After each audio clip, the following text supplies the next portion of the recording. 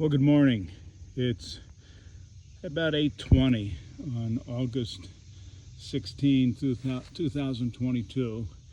I'm on the Wade Mountain Nature Preserve, which is one of the 9 public open preserves that the Land Trust of North Alabama maintains among its 9,000 acres.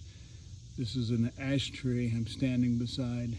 There's Foamy's fruiting body, and this tree is obviously rotted on the inside. In the background, as I'm talking, I'm sure you can hear the woodpecker pecking away. This is a white oak tree just beside the ash. As I look up, there's a poison ivy vine growing on it, and as I look up a bit higher,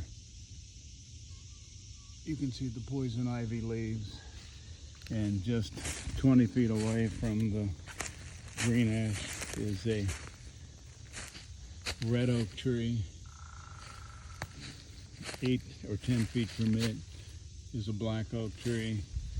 And I want to show you the dogwood that's here. It's occupying the lower mid-story with its very, very, very characteristic blocky bark and its opposite branch structure, very apparent, and its leaves go off opposite one another. And it's just a lovely morning here at the Wade Mountain Nature Preserve. In addition to the woodpecker, you can hear the cicadas in the canopy above me. And before I end the video, oh yeah, here's a mockernut hickory tree, maybe 5 inches in diameter.